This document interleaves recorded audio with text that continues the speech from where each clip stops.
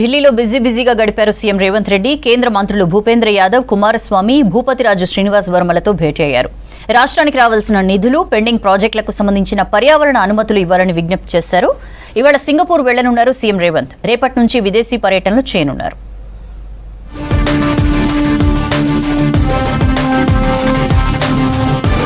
తెలంగాణలో చేపడుతున్న పలు అభివృద్ధి పనులకు అటవీ, పర్యావరణ శాఖ అనుమతులు మంజూరు చేయాలని కేంద్ర మంత్రి భూపేందర్ యాదవ్ కు విజ్ఞప్తి చేశారు సీఎం రేవంత్ రెడ్డి. ఢిల్లీలోని ఆయన ఆఫీస్లో భూపేందర్ యాదవ్ తో భేటీ అయ్యారు రేవంత్. అటవీ శాఖ అనుమతులు రాకపోవడంతో తెలంగాణ వ్యాప్తంగా 161 ప్రాజెక్టులు నిలిచిపోయాయని వివరించారు. 38 ప్రాజెక్టులకు వన్యప్రాణి సంరక్షణ చట్టాల పరమైన అనుమతులు మంజూరు చేయాలని సీఎం కోరారు.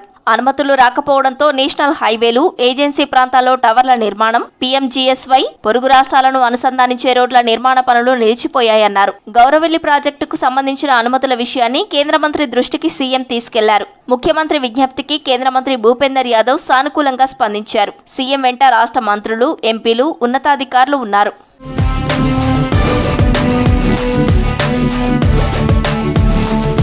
హైదరాబాద్ నగరంలోని 100% బస్సులను ఎలక్ట్రిక్ మోడల్లోకి మార్చేందుకు సహకరించాలని కేంద్ర మంత్రి హెచ్డి కుమారస్వామికి విజ్ఞప్తి చేశారు సీఎం రేవంత్. ఢిల్లీలో కేంద్ర మంత్రితో ఆయన ఆఫీస్లో భేటీ అయ్యారు సీఎం. పీఎం ఈ డ్రైవ్ పథకం కింద జీసీసీ పద్ధతిలో బస్సులు కేటాయించాలని ఇప్పటికే రాష్ట్ర ప్రభుత్వం కేంద్ర ప్రభుత్వానికి ప్రతిపాదనలు పంపినట్లు గుర్తు చేశారు. ప్రస్తుతం ఉన్న డీజిల్ బస్సులకు ఎలక్ట్రిక్ కిట్ అమర్చి రిట్రో ఫిట్మెంట్ పద్ధతిలో ఎలక్ట్రిక్ బస్సులుగా మార్చేందుకు అవకాశం ఉన్న విషయాన్ని కుమారస్వామి దృష్టికి తీసుకెళ్లారు. హైదరాబాద్ కు కేంద్ర ప్రభుత్వం కేటాయించే 2800 బస్సులను జీసీసీతో పాటు రిట్రో ఫిట్మెంట్ మోడల్ కింద కేటాయించాలని విజ్ఞప్తి చేశారు. సమావేశంలో మంత్రి ఉత్తమ్ కుమార్ రెడ్డి, పొంగులేటి, పొన్నం ప్రభాకర్ పాల్గొన్నారు. తర్వాత కేంద్ర సహాయ మంత్రి భూపతిరాజు శ్రీనివాస్ వర్మతో భేటీ అయ్యారు సీఎం, మంత్రుల బృందం. రాష్ట్రంలో పరిశ్రమల ఏర్పాటుపై ప్రధానంగా చర్చించారు.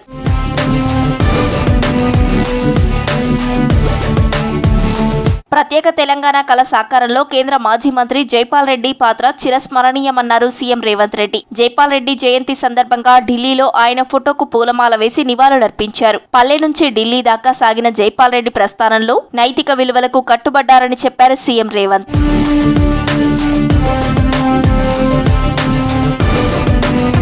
తెలంగాణ లిక్కర్ స్కామ్ పార్ట్నర్ను ఓడించామన్నారు సీఎం రేవంత్ రెడ్డి. ఇప్పుడు అసలు పార్ట్నర్ను ఢిల్లీలో ఓడిస్తామన్నారు. ప్రధాని మోదీ 16 లక్షల కోట్ల రుణాలను కార్పొరేటర్లకు మాఫీ చేస్తే తాము తెలంగాణలో 21,000 కోట్ల రైతు రుణాలను మాఫీ చేశామన్నారు రేవంత్. ఢిల్లీలో స్థానిక కాంగ్రెస్ లీడర్లతో కలిసి 2 హామీలకు సంబంధించిన పోస్టర్లను రిలీజ్ చేశారు సీఎం రేవంత్ రెడ్డి.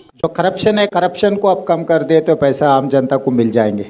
जो लिकर के स्कैम है और बाकी के जैसा भी है, ऐसे पूरा करप्शन अगर कम कर दिए, वो 11 साल प्रधानमंत्री बनकर 16 लाख करोड़ रुपए कॉर्पोरेट कंपनी को माफी किए. कहाँ से लाए ये पैसे, किसका पैसे? जब पत्रकार ने कभी मोदी जी को ये सवाल पूछा ही नहीं, भाई ये किसके पैसे? अब 16 लाख करोड़ रुपए जो कॉर्पोरेट कंपनी को माफी किए, ये पैसे ले आकर और गरीब लोगों को बांटने में कोशिश क्यों नहीं किए? విదేశీ పర్యటనకు బయలుదేరనున్నారు సీఎం రేవంత్ రెడ్డి. ఢిల్లీ నుంచి సింగపూర్ వెళ్లనున్నారు. శుక్రవారం అక్కడ జరిగే బిజినెస్ మీట్ లో ముఖ్యమంత్రి పాల్గొంటారు. పలువురు పారిశ్రామికవేత్తలతో భేటీ అవుతారు రేవంత్. త్వరలో రాష్ట్రంలో స్పోర్ట్స్ యూనివర్సిటీని ఏర్పాటు చేయనున్నారు. దీనికి సంబంధించి సింగపూర్ లో ఉన్న స్పోర్ట్స్ యూనివర్సిటీని సందర్శిస్తారు. పలు విషయాలు తెలుసుకుంటారు. జనవరి 19న సింగపూర్ నుంచి స్విట్జర్లాండ్ లోని దావోస్ కు వెళ్తారు సీఎం. 20, 21, 22న వరల్డ్ ఎకనామిక్ ఫోరం సదస్సులో పాల్గొంటారు. ఈ సదస్సులో వివిధ పారిశ్రామికవేత్తలతో భేటీ అయి తెలంగాణకు పెట్టుబడులపై చర్చించనున్నారు.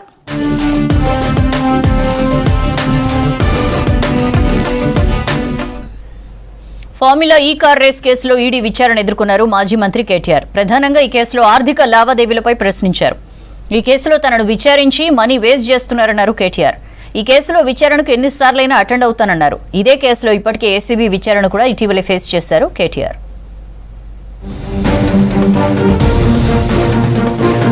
ఫార్ములా ఈ కార్ రేస్ కేసులో బీఆర్ఎస్ వర్కింగ్ ప్రెసిడెంట్ మాజీ మంత్రి కేటీఆర్ను 7 గంటల పాటు ఈడీ విచారించింది.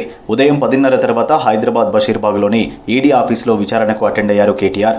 లీగల్ టీంకు అనుమతి లేకపోవడంతో ఒక్కరే ఈడీ ఆఫీసుకు వెళ్లారు. ఫెమా యాక్ట్ నిబంధనల ఉల్లంఘనపై కేటీఆర్ను ప్రధానంగా ప్రశ్నించింది ED. A2 Aravind Kumar, A3 BLN Reddy స్టేట్మెంట్లను కేటీఆర్ ముందు ఉంచి ప్రశ్నించారు ఈడీ అధికారులు. ఆర్థిక లావాదేవీలు, ఆర్బీఐ నిబంధనల అతిక్రమణపై కూపీ లాగారు. విదేశీ అకౌంట్లకు నగదు బదిలీపై ఆరా తీశారు. బ్యాంక్ అధికారులు ఇచ్చిన స్టేట్మెంట్ డాక్యుమెంట్ను కేటీఆర్కు చూపించారు. సీజన్ 9 కోసం చెల్లించిన నిధులను గురించి కేటీఆర్ దగ్గర నుంచి వివరాలు సేకరించారు. ఏఎస్ నెక్స్ట్ జెన్ సంస్థ సీజన్ 9 కోసం ఎంత చెల్లించింది, ప్రభుత్వం ఎంత చెల్లించిందనే వివరాలను రికార్డ్ చేశారు ఈడీ అధికారులు.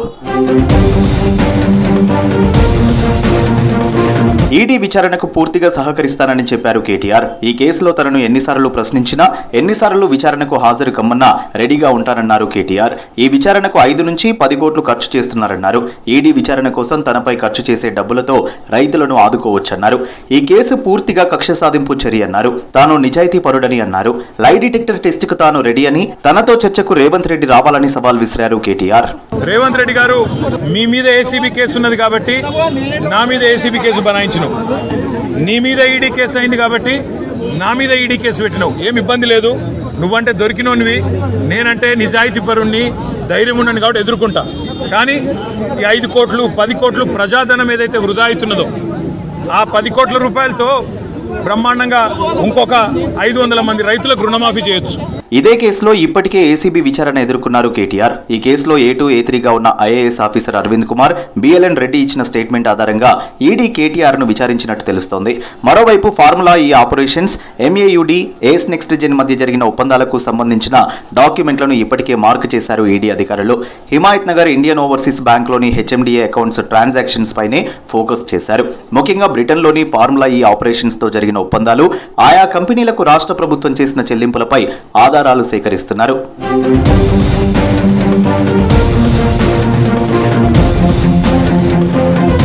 గ్రీన్ కో, ఏఎస్ నెక్స్ట్ జెన్ సంస్థలకు ఏసీబీ నోటీసులు జారీ చేసింది. ఈ నెల 18న విచారణకు రావాలని ఆదేశాలు జారీ చేసింది. ఫార్ములా ఈ రేసు కేసులో సంచలన కోణాన్ని ప్రభుత్వం బయటపెట్టింది. ఫార్ములా ఈ రేసు నిర్వహించిన గ్రీన్ కో కంపెనీ నుంచి బీఆర్ఎస్ కు భారీగా లబ్ధి చేకూరినట్టు తెలిసింది. బీఆర్ఎస్ నుంచి గ్రీన్ కో బాండ్లు కొన్నట్లు సమాచారం. ఈ డేటాను ప్రభుత్వం తాజాగా బయటపెట్టింది. బీఆర్ఎస్ నుంచి 49 కోట్ల విలువైన ఎన్నికల బాండ్లను గ్రీన్ కో కంపెనీ అనుబంధ సంస్థలు కొన్నట్లు తెలిసింది. 2022 ఏప్రిల్ 8 నుంచి అక్టోబర్ 10 మధ్య లావాదేవీలు జరిగాయి. ఈ కేసుకు సంబంధించిన చర్చలు మొదలైనప్పటి నుంచి లావాదేవీలు జరగడంపై అనుమానాలు వ్యక్తమవుతున్నాయి. ఈ నేపథ్యంలో ఏసీబీ నోటీసులు జారీ చేసింది.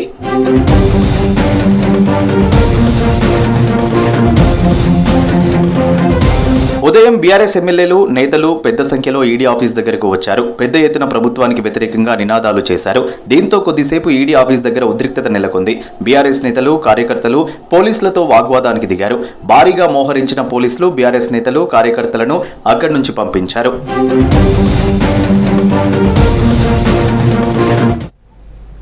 6 గ్యారంటీల పేరుతో ప్రజల్ని కాంగ్రెస్ సర్కార్ మోసం చేసిందన్నారు కేంద్ర మంత్రి బండి సంజయ్. గ్రేటర్ హైదరాబాద్ చుట్టూ 100 కోట్ల విలువైన భూముల్ని కాజేయడానికి యత్నిస్తున్నారని ఫైర్ అయ్యారు ఎంపీ రఘునందన్.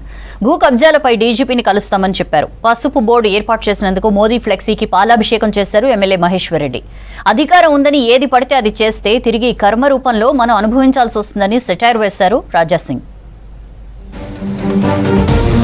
6 గ్యారంటీల పేరుతో ప్రజలను కాంగ్రెస్ సర్కార్ మోసం చేసిందన్నారు కేంద్ర మంత్రి బండి సంజయ్. 6 గ్యారంటీల వల్లే హర్యానా, మహారాష్ట్రలో ఓడిపోయిందన్నారు. రాష్ట్రంలో 6 గ్యారంటీలు అమలు చేసినట్లు ఢిల్లీలో కూడా అమలు చేస్తామని సీఎం రేవంత్ తప్పుడు ప్రచారం చేస్తున్నారని ఆరోపించారు. విద్యా భరోసా కార్డు, 15,000 రైతు భరోసా, 4,000 పింఛన్లు ఏవీ అమలు చేయలేదన్నారు. ఢిల్లీలో తప్పుడు ప్రచారం చేస్తున్న కాంగ్రెస్ కు ఓటమి తప్పదంటూ ఎక్స్ లో పోస్టు పెట్టారు బండి సంజయ్.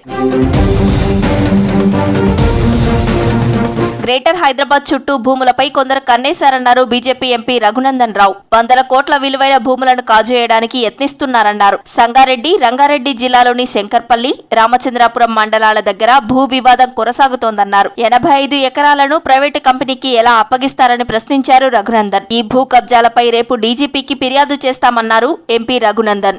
ఏడ గరీబోడు ఉన్నాడు, ఏడ బెదిరిద్దాం, ఏడ పోలీసులను అడ్డం పెట్టుకుందాం, ఏడ భూములు గుంజుకుందాం, అడ్డం వస్తే వకీల్ సాబుల మీద కేసులు ఎట్లా పెట్టాలి. సో మెదక్ జిల్లా, ఆ పక్కన ఉన్నటువంటి రంగారెడ్డి జిల్లా, మళ్ళీ ఇప్పుడు మెదక్ జిల్లా 3 ముక్కలు అయింది. ఆ ముక్కలో ఒక ముక్క సంగారెడ్డి జిల్లా.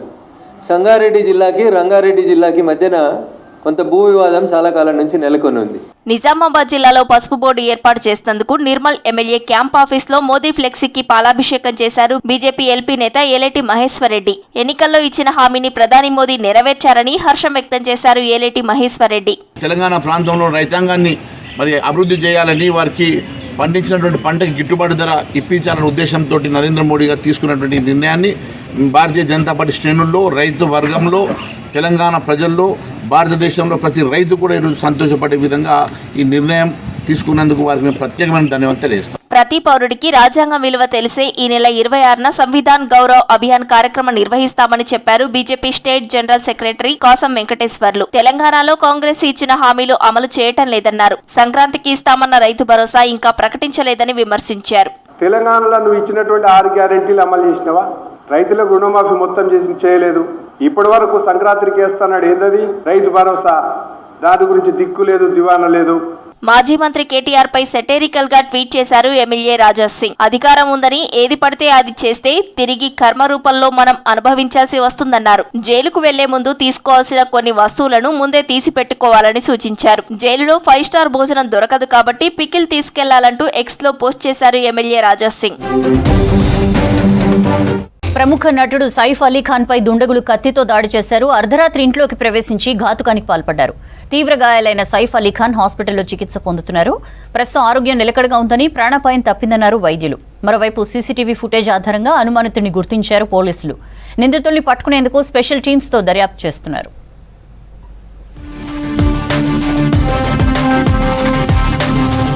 బాలీవుడ్ నటుడు సైఫ్ అలీ ఖాన్ పై దాడితో సినీ ఇండస్ట్రీ ఉలిక్కిపడింది. ముంబైలోని సైఫ్ ఇంట్లోకి చొరబడిన దుండగుడు కత్తితో దాడి చేశాడు. తీవ్ర గాయాలైన సైఫ్ అలీ ఖాన్ ను హాస్పిటల్ కు తరలించారు కుటుంబ సభ్యులు.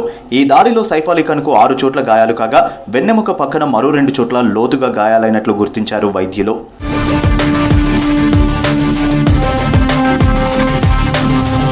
సైఫ్ అలీ ఖాన్ ఆరోగ్యం ప్రస్తుతం నిలకడగా ఉందన్నారు ముంబైలోని లీలావతి హాస్పిటల్ డాక్టర్లు.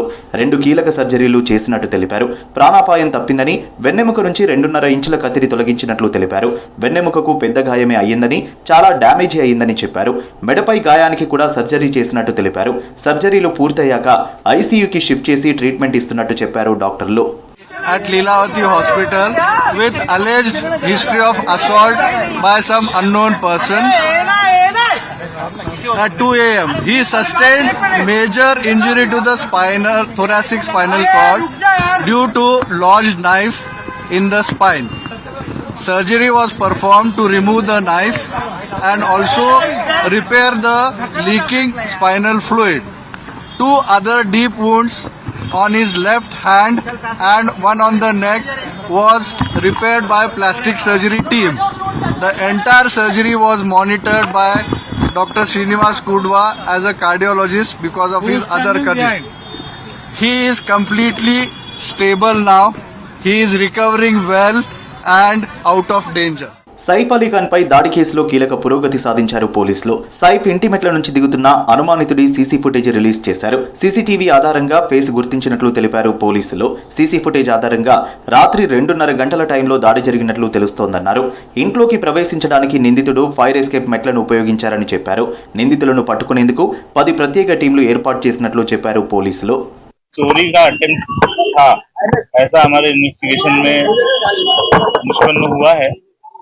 एक्यूज को जल्दी अरेस्ट करने की कोशिश हमारी चल रही है और एक बार एक्यूज अरेस्ट हो जाता है तो उसके बाद आगे के डिटेल ये हम आपसे डिस्क्लोज कर पाएंगे. एक एक्यूज आइडेंटिफाई हो चुका है, स्टेयरकेस का यूज किया था ये पता चला है. एक्यूज को अरेस्ट करने के लिए टीम फील्ड पर है. దేశంలోని మెగా సిటీల్లో ముంబై అత్యంత సురక్షితమైన నగరమన్నారు మహారాష్ట్ర సీఎం ఫడ్నవీస్. సైఫ్ అలీ ఖాన్ పై దాడిని తీవ్రంగా ఖండించారు. నిందితులను త్వరలోనే పట్టుకుంటామన్నారు. ఇటీవల ప్రముఖులపై దాడులు పెరగడాన్ని సీరియస్ గా తీసుకున్నట్లు చెప్పారు. ముంబై ప్రతిష్టను దిగజార్చేలా ఉండే ఏ చర్యను ప్రభుత్వం ఉపేక్షించదన్నారు ఫడ్నవీస్.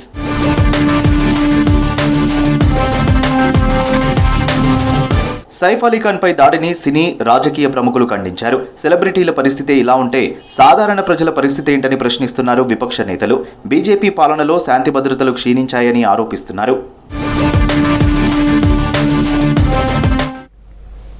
సెంట్రల్ కేబినెట్ కీలక నిర్ణయాలు తీసుకుంది. 8వ వేతన సంఘం ఏర్పాటుకు ఆమోదం తెలిపింది. అలాగే ఇస్రో 3వ రాకెట్ లాంచ్ ప్యాడ్ నిర్మాణానికి భారీగా నిధులు కేటాయించింది. స్పేస్ డెక్స్ డాకింగ్ ప్రక్రియ విజయవంతం చేసిన ఇస్రో శాస్త్రవేత్తల్ని అభినందించారు ప్రధాని మోదీ. ఢిల్లీ ఎన్నికల్లో పోటీ చేసే అభ్యర్థుల 4 లిస్టు రిలీజ్ చేసింది బీజేపీ. ప్రధాని మోదీ అధ్యక్షతన భేటీ అయిన కేంద్ర కేబినెట్ పలు కీలక నిర్ణయాలకు ఆమోదం తెలిపింది. అంతరిక్ష రంగానికి చెందిన పలు కీలక ప్రాజెక్టులు ఆమోదించింది. శ్రీహరికోటలో 3వ లాంచ్ ప్యాడ్ నిర్మాణానికి 3,985 కోట్ల రూపాయలు కేటాయించింది. నెక్స్ట్ జనరేషన్ లాంచ్ వెహికల్స్ ప్రయోగించేలా అత్యాధునిక టెక్నాలజీతో లాంచ్ ప్యాడ్ నిర్మించనున్నారు. అలాగే మానవ సహిత అంతరిక్ష యాత్రకు గ్రీన్ సిగ్నల్ ఇచ్చినట్లు తెలిపారు కేంద్ర మంత్రి అశ్విని వైష్ణవ్. तो आज कैबिनेट में माननीय प्रधानमंत्री जी ने 3,985 करोड़ रुपीस की कॉस्ट से थर्ड लॉन्च पैड सैंक्शन किया है, जो कि देश के लिए स्पेस इंफ्रास्ट्रक्चर में बहुत एक इम्पॉर्टेंट माइलस्टोन साबित होगा. आप फर्स्ट और सेकेंड लॉन्च पैड्स को अगर देखेंगे, उससे कई ज़्यादा कैपेसिटी इसकी है. वो सारी की सारी चीज़ों को ध्यान में रखते हुए थर्ड लॉन्च पैड को आज सैंक्शन किया गया है 3,985 करोड़ से. मून पर भारतीय पहुंचने की एक बड़ा जो मिशन हाथ में लिया हुआ है, उसमें इस प्रोजेक्ट का बहुत बड़ा रोल रहेगा. కేంద్రం ప్రభుత్వ ఉద్యోగులకు గుడ్ న్యూస్ చెప్పింది. 8వ వేతన సంఘం ఏర్పాటుకు ఆమోదం తెలిపింది మోదీ కేబినెట్. త్వరలోనే వేతన సంఘం చైర్మన్ ను నియమిస్తామని చెప్పారు కేంద్ర మంత్రి అశ్విని వైష్ణవ్. కేంద్ర బడ్జెట్ ప్రవేశపెట్టనుండడంతో కీలక నిర్ణయాలు తీసుకుంది సెంట్రల్ కేబినెట్.